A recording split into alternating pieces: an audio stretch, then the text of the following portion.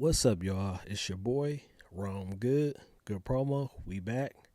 Came across something interesting this week. The actor, Jason Weaver, who got his big break as a child actor in the early 90s with the Jacksons and the American Dream series. He played a young Michael Jackson, did a great job with the acting and the singing. I remember watching him as a kid, thought he was super dope.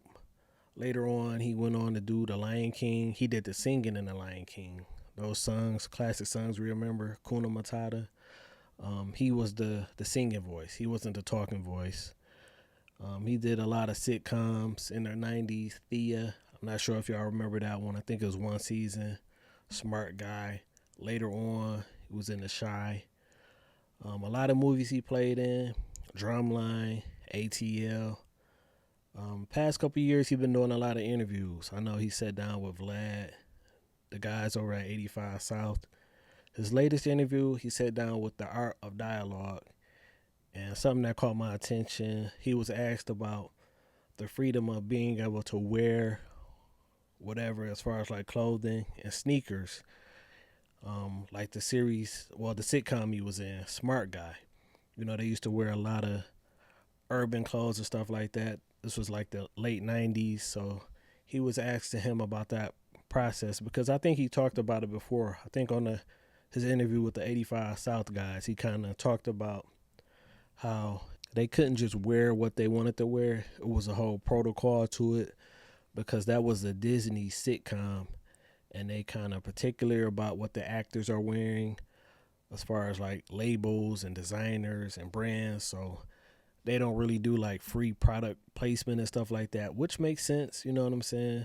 So he kind of explained and elaborated on how they had to go about like wearing Nikes and Jordans. You know what I'm saying? They kind of had to get permission and explain why they wanted to wear that type of stuff because they was competing with shows like the Wayne Brothers and then shows like the Fresh Prince, Martin. They wear urban gear.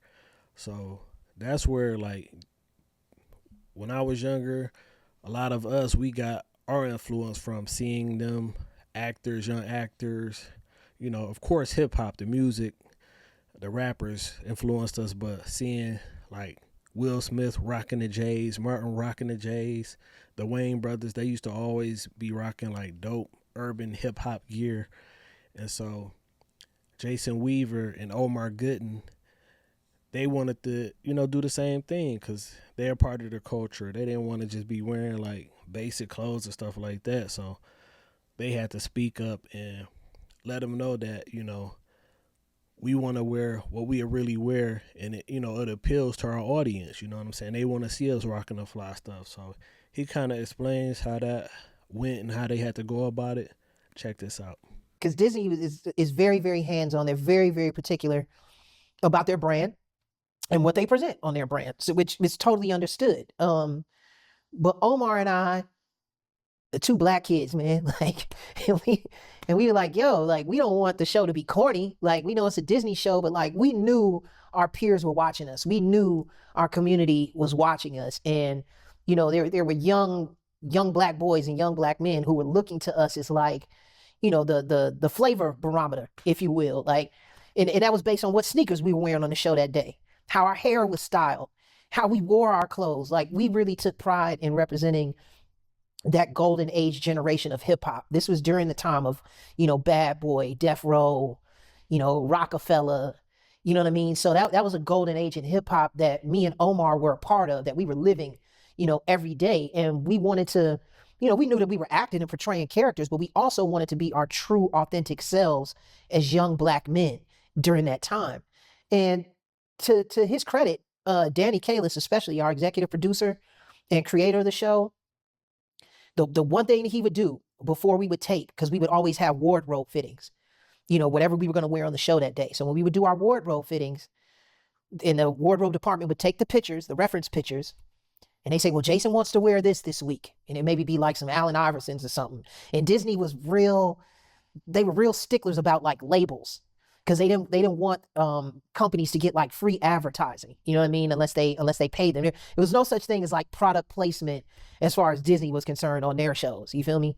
So they were very, very particular about it, and would kind of like give a little bit of pushback, but Danny would always fight on our behalf. He would tell him, he'd be like, "Look, man, these kids want to look cool, but these kids are tuning in because they want to see what Marcus and Mo are going to be rocking that week, and what new slang term they're going to be using that week." So we were given as much freedom, I guess, as you could get for being Disney kids. But yeah, I think we were able to find a happy medium between what Disney wanted and what we wanted and how we wanted to represent ourselves. So kudos to them for being able to recognize the importance of that during that time. Because again, there were only so many of us that were on television. I was about to ask you about that too, because I remember you making a comment about how if you wanted to wear Jordans, you had to get permission.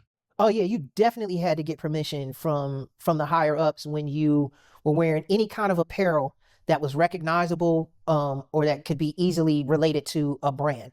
And back then, Nike and all these other clothing brands, they had entertainment departments.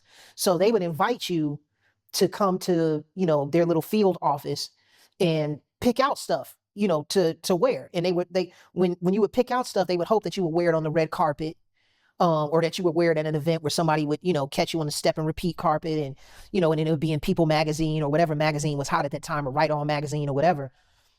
But we were, like me and Omar, we were trying to do it like how the Wayans would do it. Like the Wayans, Marlon and Sean, they was rocking their shit on the Wayans Brothers show. So we wanted to do the same thing. So it was like, if Marlon was wearing Mecca that week, I was going to wear a Nietzsche or, or Echo or something like that on the show. But we would have to, advocate on our behalf for that. But when we would explain it to Disney, like, nah, man, this has to do with culture. Y'all want this show to be cool?